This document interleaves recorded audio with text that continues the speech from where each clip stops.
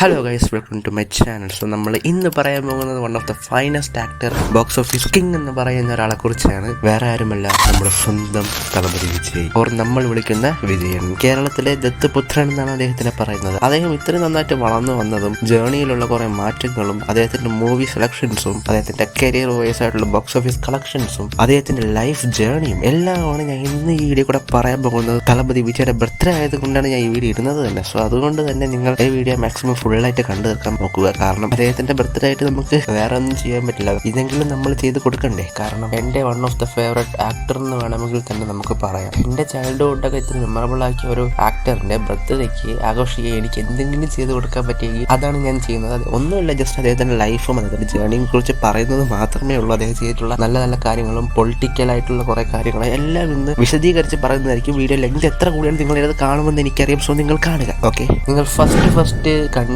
വിജയ് സാറിന്റെ മൂവി ഏതാണെന്ന് കൂടെ കമന്റ് ചെയ്യുക. ഞാൻ കണ്ടത് വേട്ടക്കാരനാണ്. അത് കണ്ടാണ് ഞാൻ അദ്ദേഹത്തിന്റെ ഫാനായി മാറിയത്. വേട്ടക്കാരൻ എന്ന് പറഞ്ഞാൽ സൺ മ്യൂസിക്കിലും പിന്നെ ഒരു തമിഴ് സിനിമ ചാനൽ, വേറൊരു ചാനലുണ്ട്. അതിൽ എപ്പോഴും പ്രൊമോ ഇങ്ങനെ ഇട്ടുകൊണ്ടിരിക്കുക. അത് ഞാൻ ഇരുന്ന് കണ്ട് പിന്നെ സൺ മ്യൂസിക്കിൽ ഈ ഞാനടിച്ച തങ്കമ്മട്ട ആ പാട്ടൊക്കെ കേട്ട് അങ്ങനെ വൈബ് അടിച്ച് ഫാനായ ഒരാളാണ് ഞാൻ. അത് കഴിഞ്ഞതിന് കുറച്ചും കൂടെ ഒന്ന് അറിയാനൊക്കെ ആയപ്പം പോക്കിരി കണ്ടപ്പോൾ പിന്നെ അന്ന് തൊട്ട് ഡൈ ഹാഡ് കട്ട ഫാൻ എന്നാണ് ഞാൻ പറയുന്നത്. സോ ഞാൻ വളരെ സംസാരിക്കാൻ നമുക്ക് ഡീറ്റെയിലിലേക്ക് പോകാം. സോ ഞാൻ ഫസ്റ്റ് തന്നെ പറയുന്നത് അദ്ദേഹത്തിന്റെ ഏർലി ഇയേഴ്സും അദ്ദേഹത്തിന്റെ ഫാമിലിയെ കുറിച്ചൊക്കെയാണ് ഞാൻ തുടക്കത്തിൽ തന്നെ പറയാൻ പോകുന്നത്. നിങ്ങൾക്ക് അറിയാതിരിക്കാം, എന്നാലും ഞാൻ പറയുന്നു. ഓക്കെ, തമിഴ് സിനിമ ഡയറക്ടറായ എസ് എ ചന്ദ്രശേഖരനും സിംഗറായിട്ടുള്ള ശോഭ ചന്ദ്രശേഖരനും ഉണ്ടായ ഒരു മകനായിരുന്നു നമ്മുടെ തളപതി വിജയ്. അദ്ദേഹം ജനിച്ചത് 1974 ജൂൺ 22 ചെന്നൈയിലായിരുന്നു. അദ്ദേഹം ജനിച്ചു വളർന്നതല്ല. അദ്ദേഹത്തിന്റെ ചൈൽഡ്ഹുഡിൽ തന്നെ അദ്ദേഹത്തിന് പലതരം ട്രോമാസും പലതരം ഗുഡ് മൊമെന്റ്സും ഉണ്ടായിട്ടുണ്ട്. അത് എല്ലാവരുടെ ചൈൽഡ്ഹുഡിലും ഉണ്ടായതുപോലെ തന്നെയുള്ള സാധാരണ നോർമൽ ചൈൽഡ്ഹുഡ് ആയിരുന്നില്ല അദ്ദേഹത്തിന് ഉണ്ടായിരുന്നത്, അദ്ദേഹത്തിന് അനുഭവിക്കേണ്ടി വന്നത്. അദ്ദേഹത്തിന് ഒരു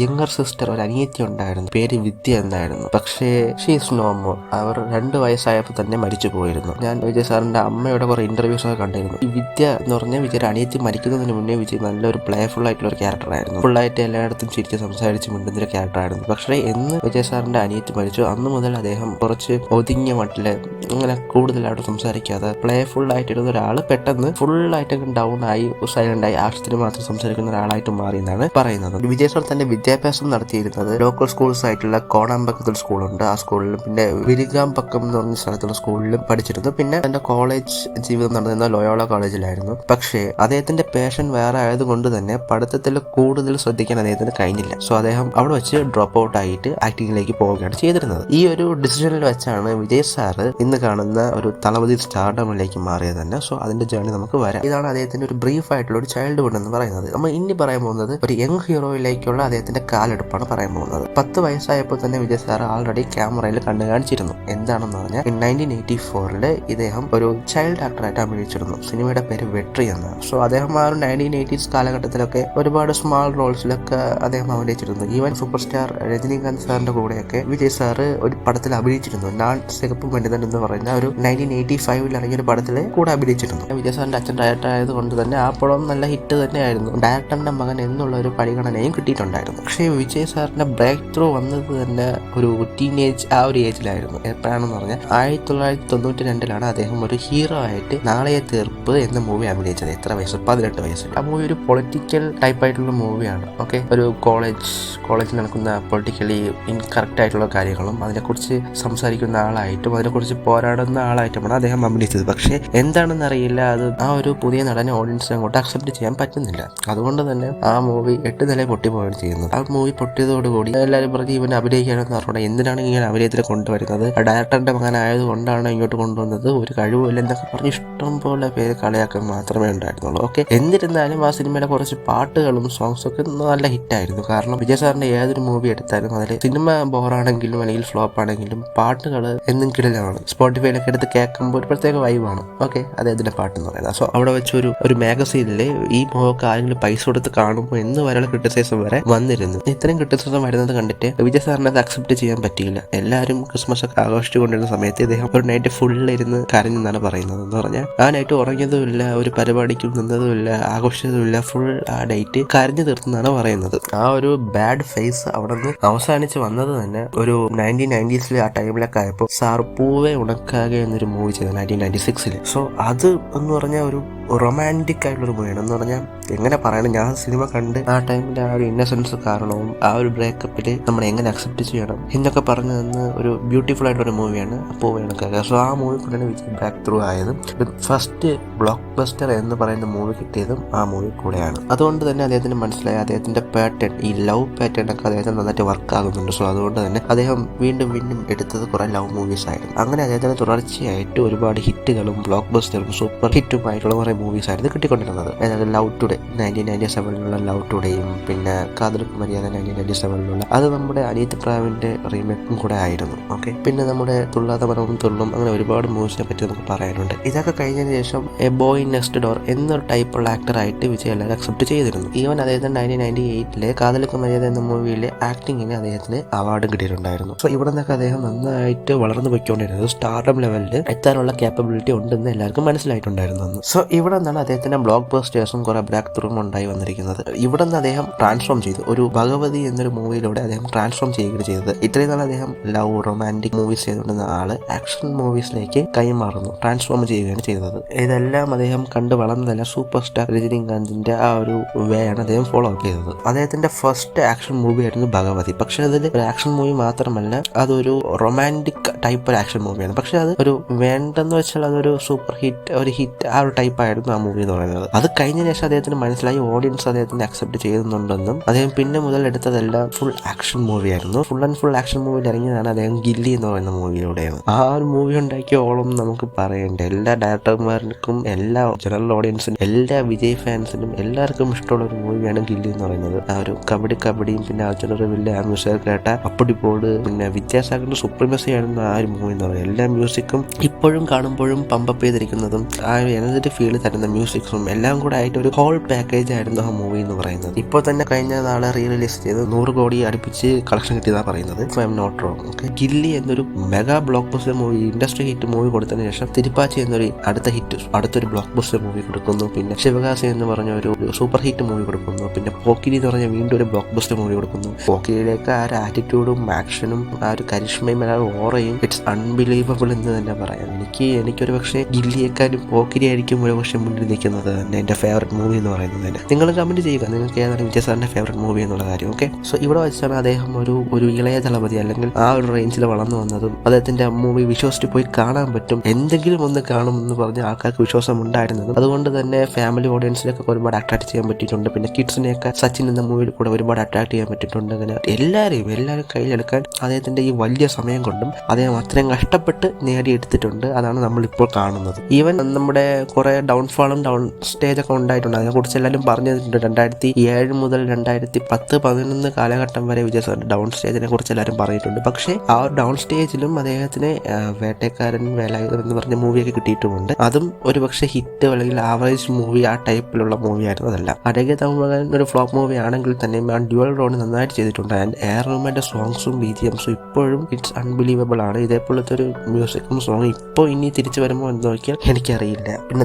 കത്തിയിൽ കൂടെയുള്ള കാണിച്ച ആ ഒരു ഡബിൾ റോളും പിന്നെ അദ്ദേഹത്തിന്റെ ആക്ടിംഗ് വൈസ് രായപ്പൻ എന്ന് ബിഗിലിൽ കാണിച്ച കുറെ കാര്യങ്ങളും എല്ലാം കൂടെ കളക്ഷൻ വൈസ് കിങ് ആണെങ്കിലും ആക്ടിംഗ് വൈസും കിങ് ആണെന്നുള്ള കാര്യം അക്സെപ്റ്റ് ചെയ്യാൻ പലർക്കും പറ്റിയിട്ടില്ലെങ്കിലും he's really king. But he choose only script for കൊമേഴ്ഷ്യലായിട്ട് എന്തൊക്കെ പുൾ ഓഫ് ചെയ്യാൻ പറ്റും അങ്ങനെ സ്ക്രിപ്റ്റ് മാത്രം എടുക്കണോണ്ട് നിങ്ങൾ അങ്ങനെ ഒതുക്കി കളയേണ്ടത് കൊണ്ട് മാത്രമാണ് അങ്ങനെ ആയി പോകുന്നത്. അദ്ദേഹം ഏത് എക്സ്പെരിമെന്റ് ആയിട്ട് ചെയ്തിട്ടുണ്ടോ എല്ലാം ആ ഒരു മൂവീസ് എല്ലാം ഒന്നെങ്കിൽ ഫ്ലോപ്പ് അല്ലെങ്കിൽ ആവറേജ് ആ ടൈപ്പായിട്ട് വന്നിട്ടുള്ളൂ. എക്സാമ്പിൾ പുലി തന്നെ പറയാം. പുലി അദ്ദേഹം ഒരു എക്സ്പെരിമെന്റൽ മൂവി ടൈപ്പാണ് ചെയ്തത്. പക്ഷെ അത് അദ്ദേഹത്തിന് വൺ ഓഫ് ദ ഫ്ലോപ്പസ്റ്റ് മൂവി ആയിട്ട് മാറിയിട്ടുണ്ട്. പിന്നെ ബീസ്റ്റ് അതും ഒരു എക്സ്പെരിമെന്റൽ മൂവിയാണ്. പക്ഷെ അദ്ദേഹത്തിന്റെ ക്യാരക്ടറും ആ ഒരു വീരരാഘവൻ എന്ന ക്യാരക്ടർ ഡെപ്ത് ഒഴിച്ചു വെച്ചാൽ മൂവിയിൽ ഒന്നുമില്ല. കുറച്ച് ഫ്രെയിംസും അത് മാത്രമേ ഉള്ളൂ. അതും ഒരു ആവറേജ് എന്നേ പറയാം. കാരണം ഫ്ലോപ്പ് ആ രീതിയിൽ ആയിട്ടില്ല. ഒരു ആവറേജ് മൂവി തന്നെയാണ് അതും. ഓക്കെ, ഞാൻ അത് IMDb പോയി നോക്കിയാൽ അറിയാം. ഫുൾ ഫ്ലോപ്പ് എന്ന് പറഞ്ഞിട്ടില്ല, ഒരു ആവറേജ് മൂവിയാണ്. ഇനി മുതൽ പറയാൻ പോകുന്നത് ബോക്സ് ഓഫീസ് കിങ്ങിന്റെ വളർച്ചയെ കുറിച്ചാണ്. 2010 മുതലാണ് വിജയന്റെ സൂപ്പർ സ്റ്റാർഡം ഇങ്ങനെ ഗ്രോ ആയിക്കൊണ്ടായിരുന്നത്. മൂവീസ് ലൈക്ക് തുപ്പാക്കി, എയർ മുരുകദാസ് സാറിന്റെ കൂടെ ചേർന്ന് 100% എയർ മുരുകദാസ് സാറിന്റെ ടച്ചിലുണ്ടായിരുന്ന ആ തുപ്പാക്കി മൂവി അതെന്ന് പറഞ്ഞാൽ ഭയങ്കര കളക്ഷൻ നേടിയിട്ടുള്ള ഭയങ്കര വിജയ് സാറിന്റെ ഒരു കരിയറിൽ തന്നെ ഇപ്പോഴും ബെസ്റ്റ് മൂവി എന്ന് പറയുന്ന മൂവി എന്നാണ് തുപ്പാക്കിയെ നമ്മൾ കണ്ടു കാണുന്നത്. പിന്നെ അടുത്തതിന് ശേഷം 50-50 വിജയ് സാറിന്റെ ടച്ചും മുരുക സാറിന്റെ ടച്ചും കൂടെ ചേർന്ന് വന്നൊരു മൂവിയാണ് കത്തി എന്ന് പറയുന്നത്. ആ മൂവിയും ഒരുപക്ഷെ എനിക്ക് തുപ്പാക്കിയേക്കാൾ ഇഷ്ടം ആ മൂവി എന്നാണ് ഞാൻ പറയുന്നത്. സോ അതിപ്പോൾ എല്ലാവരും അക്സെപ്റ്റ് ചെയ്യാൻ പറ്റിയില്ലെങ്കിൽ എനിക്ക് അത് അത്രയ്ക്ക് ഇഷ്ടമാണ്. കാരണം ആ ഒരു 2 ടച്ചും കൂടെ ഉള്ളത് കൊണ്ട് തന്നെ നന്നായിട്ട് മെർജ് ചെയ്ത് പോയിട്ടുണ്ട്. ഒരു കൊമേഴ്ഷ്യൽ എലമെന്റ്സും ഉണ്ട്, ബട്ട് നന്നായിട്ട് ആ സ്റ്റോറി ബ്ലെൻഡഡ് ആയിട്ടുള്ള കുറെ കളക്ഷൻസും ജീവൻ എന്ന് പറഞ്ഞ ക്യാരക്ടറും അദ്ദേഹത്തിലുള്ള ഡിസീസും എല്ലാം വ്യക്തമായിട്ട് കാണിച്ചു പോയ ഒരു മൂവിയായിരുന്നു അത്. വിജയ് സാറിന്റെ അഭിനയവും നമുക്ക് പെർഫോമൻസും എടുത്ത് പറയേണ്ട ആവശ്യമില്ല. മാസിന് മാസ്, ഇമോഷൻ എല്ലാം കൂടെ ബ്ലെൻഡ് ആയിട്ടുള്ള ഒരു ക്യാരക്ടർ ആയിരുന്നു വിജയ് സാർ കൊടുത്തിരുന്നത്. അത് ഡ്യുവൽ റോളിൽ തന്നെ കുറെ വ്യത്യാസങ്ങളും വരുത്തിയിട്ടായിരുന്നു അദ്ദേഹം ചെയ്തിരുന്നത്. ഓക്കെ, സോ അവിടെ വെച്ച് അദ്ദേഹത്തിന് 100 കോടി എന്നൊരു ബിഗ് കളക്ഷനൊക്കെ പെട്ടെന്ന് നിസ്സാരമായിട്ട് നേടിയെടുക്കാൻ പറ്റിയിട്ടുണ്ട്. പിന്നെ അറ്റ്ലിയുടെ കൂടെ തെരി 2016 റിലീസ് ആയിട്ടുണ്ട്. പിന്നെ ഭൈരവ ഒക്കെ ഒരു ആവറേജ് മൂവി ആണെന്നെങ്കിലും തെരി ചെയ്തത് കൊണ്ട് തന്നെ ആ ഒരു ഇമ്പാക്റ്റിൽ തന്നെ അദ്ദേഹം നിന്ന് പോയിരുന്നു. അദ്ദേഹത്തിന്റെ തെരി എന്ന് പറഞ്ഞാൽ അത്രയ്ക്കും ബ്ലോക്ക് ബസ്റ്റർ ആയിട്ടുള്ള ഒരു മൂവിയാണ്. കാരണം അതിന്റെ പാട്ടും പിന്നെ അതിലുള്ള ആക്ഷൻസും സ്വാഗും അറ്റ്ലി എടുത്തു വെച്ചേക്കുന്ന ആ ഒരു ഫ്രെയിംസും ആ ഒരു വർക്കും എല്ലാം കിടിലമായിരുന്നു. പിന്നെ അടുത്തതായിട്ട് മെർസൽ 2017 ഇതൊക്കെ 3 ക്യാരക്ടർ ആ ഒരു തിയേറ്റർ എക്സ്പീരിയൻസ് ഒക്കെ one of the best experience എന്ന് തന്നെ പറയാം. എത്ര കോടി 200-250 കോടിയെ കടുപ്പിച്ച് കയറിയ ഒരു മൂവിയായിരുന്നു അത്. പിന്നെ 2018 സർക്കാർ, ഓക്കെ, അതൊരു പൊളിറ്റിക്കലി ഡ്രൈവൺ ആയിട്ടുള്ള മൂവി ആണെങ്കിലും ഒരു ആവറേജ് ഒരു ഹീറ്റ് പരുവത്തിലായിരുന്നു ആ മൂവി പോയിക്കൊണ്ടിരുന്നത്. പിന്നെ 2019 ബിയിൽ വന്നു. അതും സോഷ്യൽ ഡിസ്റ്റൻസിനെ കുറിച്ച് പറയുന്നത്, വുമൻസ് ഫുട്ബോളിനെ കുറിച്ച് പറയുന്ന ഒരു മൂവിയാണ്. അതിലും കുറെ പോരായ്മകൾ ഉണ്ടെങ്കിൽ തന്നെയും 300 കോടി നേടിയെടുത്ത് കളക്ഷനിൽ കിങ് ആയിട്ട് വന്നിരിക്കുകയാണ് നമ്മുടെ വിജയ്. മെർസലിന് ശേഷമാണ് വിജയ് തളപതി ഒരു പട്ടത്തിലേക്ക് മാറിയത്. സോ ഇവിടെ വെച്ച് ഇത്രയും ഹൈയിൽ നിൽക്കുന്ന ഒരു ആക്ടറാണ് എന്ന് പറഞ്ഞാൽ മെർസലിൽ 200 കോടി, സർക്കാരിൽ 270 കോടി,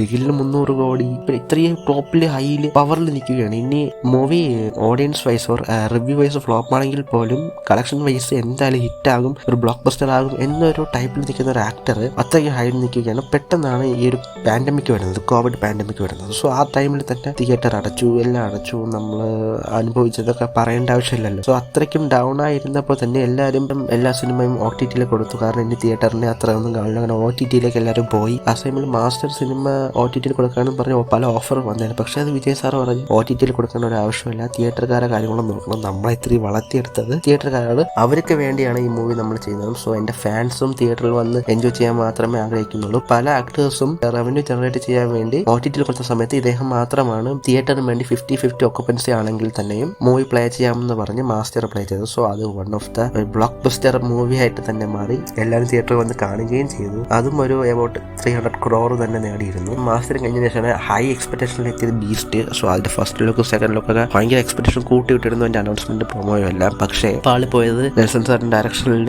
പറ്റിയ പാളിച്ച കാരണം ആ മൂവിയും വിത്ത് KGF 2 ക്ലാഷും കൂടെ ആയപ്പോൾ തന്നെ ആ മൂവി ഒരുപാട് ഡൗൺ ആയി പോയിരുന്നു. മൂവിയിൽ എടുത്ത് പറയാനൊന്നും മറ്റൊന്നുമില്ല. സോ അതുകൊണ്ട് തന്നെ മൂവി റിവ്യൂ വൈസ് ഫ്ലോപ്പ് ആണെങ്കിൽ തന്നെയും കളക്ഷൻ വൈസ് ഒരു സൂപ്പർ ഹിറ്റ് ആ ടൈപ്പിലുള്ള മൂവിയായിരുന്നു. Because it collected more than 250 crore. ഒരു നെഗറ്റീവ് റിവ്യൂ വന്ന മൂവി 250 crore കളക്ഷൻ ചെയ്തിട്ടുണ്ടെങ്കിൽ it's because only that man, ആ ഒരു മനുഷ്യൻ കാരണം മാത്രമാണ് ആ മൂവി ഇത്രയും കളക്ഷൻ കയറിയത്. അതിനുശേഷം അദ്ദേഹം ഫാമിലി ഓഡിയൻസിന് വേണ്ടി ഒരു മൂവി ചെയ്യാമെന്ന് പറഞ്ഞെടുത്ത് ചെയ്ത ഒരു മൂവിയാണ് വാരിസ്. ഇൻ മൈ ഒപ്പീനിയൻ അതും ഒരു ആവറേജ് ആയിട്ടുള്ള ഒരു മൂവി ആയിരുന്നു. അത്രയ്ക്കും അൺസൈക്കബിൾ ആയിട്ടുള്ള മൂവി ഒന്നും അല്ല, ആവറേജ് ആയിട്ടുള്ള ഒരു മൂവി ആയിരുന്നു. ഫാമിലി ഓഡിയൻസ് അത് അക്സെപ്റ്റ് ചെയ്തിട്ടുമുണ്ട്. യെസ്, അത് കേരളത്തിൽ അക്സെപ്റ്റ് ചെയ്തിട്ടില്ലെങ്കിലും തമിഴ്നാട്ടിലുള്ള ഫാമിലി ഓഡിയൻസിൽ അക്സെപ്റ്റ് ചെയ്തിട്ടുണ്ട്. സോ അവർക്ക് വേണ്ടിയാണ് അദ്ദേഹം ഈ ഒരു മൂവി ചെയ്തത് തന്നെ. സോ അവിടെ നിന്ന് നമ്മുടെ ലോകേഷ് കനകരാജിന്റെ സിനിമാറ്റിക് യൂണിവേഴ്സിലേക്ക് തളപതി വിജയ് കാലെടുത്ത് വെച്ചതാണ് ലിയോ. സോ എന്തിനാണ് അദ്ദേഹം വാരിസ് എന്ന് പറഞ്ഞ മൂവി ചെയ്തതെന്നുള്ള അർത്ഥമാണ് ലിയോയിലുള്ളത്. വാരിസ് എന്ന് പറഞ്ഞ മൂവി ചെയ്തത്, ഇനി ലിയോ എന്ന് പറഞ്ഞ മൂവി അത്രയ്ക്കും ആക്ഷൻ പാക്ക് ആയിട്ടുള്ള മൂവി ആയതുകൊണ്ട് തന്നെ വാരിസ് ഒരു ലൈറ്റ് ഹാർട്ടഡ് ആയിട്ടുള്ള മൂവി കൊടുക്കാമെന്ന് പറഞ്ഞാണ് അദ്ദേഹം ആ ഒരു മൂവി കൊടുത്തത്. ഒരു പക്ഷേ അത് ഹിറ്റോ വർക്കായോ ഇല്ലയോ, ഓക്കെ, അത് അടുത്ത വിഷയം. പക്ഷേ അങ്ങനെ ഒരു മൂവി കൊടുത്തതിന് ശേഷമാണ് അദ്ദേഹം ലിയോ എന്ന് പറഞ്ഞ മൂവി ഒരു ആക്ഷൻ ഫ്ലിക്ക് ആയിട്ടുള്ള ഒരു ഹൈ ഇന്റൻസിറ്റി ആക്ഷൻ ആയിട്ടുള്ള മൂവി ചെയ്യാൻ വേണ്ടിയാണ് അദ്ദേഹം ഇങ്ങനെ ചെയ്തത് തന്നെ. സോ അത് ഭയങ്കരമായിട്ട് എക്സ്പ്ലോർഡ് ആയി, ഭയങ്കരമായിട്ട് ബ്ലോക്ക് ബസ്റ്റർ ഒരു ഇൻഡസ്ട്രി ഹിറ്റ് ടൈപ്പിൽ തന്നെ ആ മൂവി പോയിട്ടുണ്ട്. യെസ്, ഫ്ലാഷ് ബാക്കിൽ ചെറിയ ഡിപ്പ് ഉണ്ടെങ്കിൽ തന്നെയും അത് ആരും കണക്ക് വെച്ചൊന്നുമില്ല. ചെറിയ ഫ്ലാഷ് ബാക്ക് ഫേക്ക് ആണ് എന്നുള്ള കാര്യങ്ങളൊക്കെ നടന്നു പോയിട്ടുണ്ടെങ്കിൽ യെസ് ഓഫ് കോഴ്സ് അത് അങ്ങനെ ആരും കണക്ക് വെച്ചതൊന്നുമില്ല. വേൾഡ് വൈഡ് 650 crore അതും ഹിന്ദി മാർക്കറ്റിലാണ് അതിന് കണക്ട് ചെയ്തത്. ഹിന്ദിയിൽ മൾട്ടിപ്ലക്സിൽ റിലീസ് ആയിട്ടില്ല. ഒരുപക്ഷെ അത് മൾട്ടിപ്ലക്സിൽ റിലീസ് ആയിട്ടുണ്ടെങ്കിൽ തന്നെ അതൊരു 1000 crore ഈസായിട്ട് കയറെടുക്കാൻ പറ്റുന്ന ഒരു മൂവി ആയിരുന്നു. ഭയങ്കര പെർഫോമൻസ് ആയിരുന്നു. നമ്മൾ പാർത്ഥിപൻ, ലിയോ ക്യാരക്ടർ എല്ലാം നമുക്കറിയാമല്ലോ. പാർത്ഥിപൻ എന്ന് പറഞ്ഞ ക്യാരക്ടറിന്റെ ആ ഒരു പെർഫോമൻസും ആ ഒരു ടെൻഷനും എല്ലാം അദ്ദേഹം കറക്റ്റായിട്ട് ചെയ്തിട്ടുണ്ടായിരുന്നു. ഇതിനുശേഷം അദ്ദേഹം ഗോട്ട് അഭിനയിച്ചു. ഗോട്ട് ഈസ് എനിക്കത് ഇഷ്ടപ്പെട്ടില്ല മൂവി. എന്നാലും 450 കോടി കളക്ട് ചെയ്യാൻ പറ്റിയൊരു മൂവിയായിരുന്നു. അത് കളക്ടും ചെയ്തിരുന്നു. പിന്നെ അടുത്തതായിട്ട് അദ്ദേഹം ജനനായകം എന്ന് പറഞ്ഞ മൂവി അഭിനയിക്കുന്നുണ്ട്. എല്ലാവരും വിചാരിക്കുന്നത് ഒരു പൊളിറ്റിക്കൽ മൂവി എന്നാണ്. പൊളിറ്റിക്കൽ മൂവി അല്ല, അതൊരു ആക്ഷൻ ആയിട്ടുള്ള തെരി ടൈപ്പ്, മറ്റേ നമ്മൾ തെരി ഉണ്ടല്ലോ, അത് ആ ഒരു ടൈപ്പ് മൂവിയാണ്. ഇത് ഒരു പോലീസ് ഒരു ക്യാരക്ടർ ആയിട്ടുള്ള ഒരു മൂവി. അത് ഞാൻ